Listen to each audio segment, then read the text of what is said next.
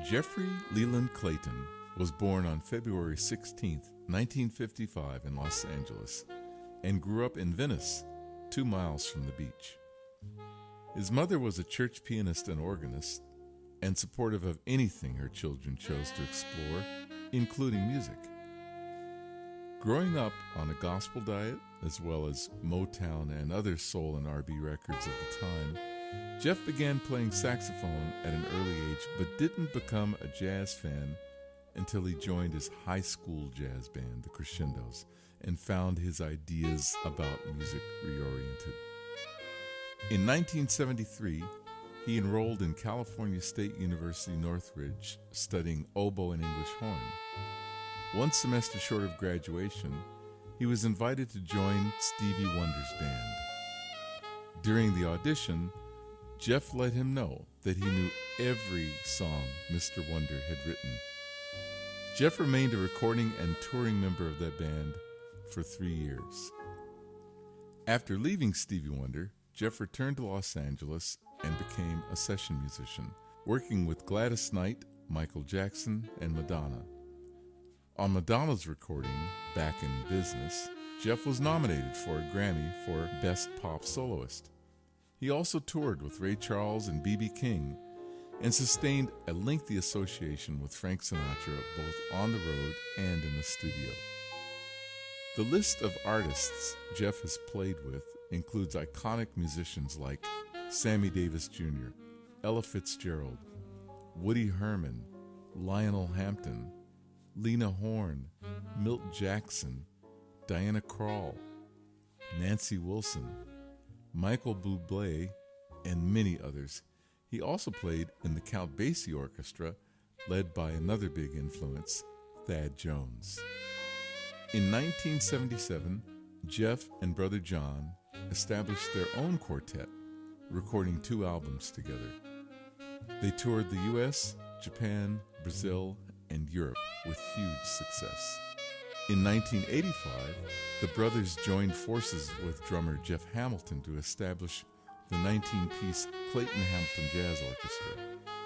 For 35 years, the band has been among the leading lights of West Coast jazz, and Jeff along with it as one of the orchestra's star soloists.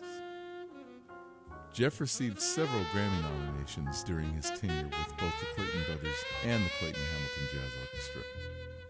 While remaining a busy freelancer, Jeff was also a noted educator, teaching at the University of California, Los Angeles, the University of Southern California, Cal State Long Beach, and Cal State Los Angeles.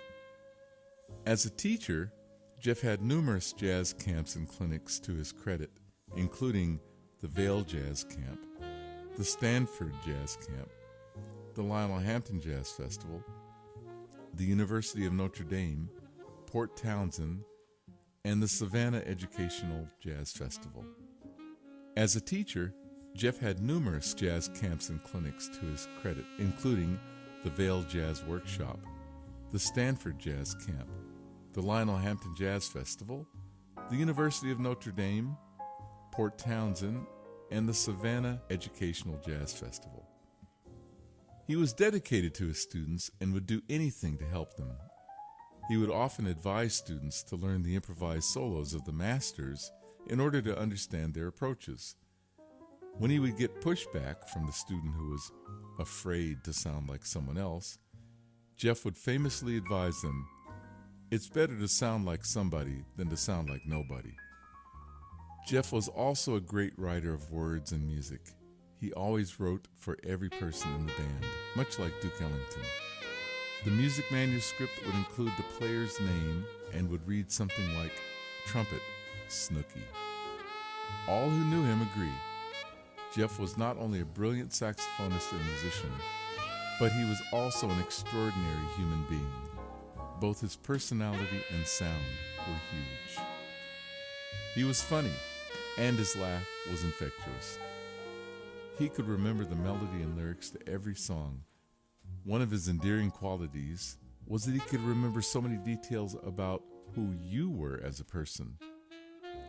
Everyone loved being around Jeff because of his joy and compassion for life, people, and music. Jeff's philosophy towards his music can be summed up as follows.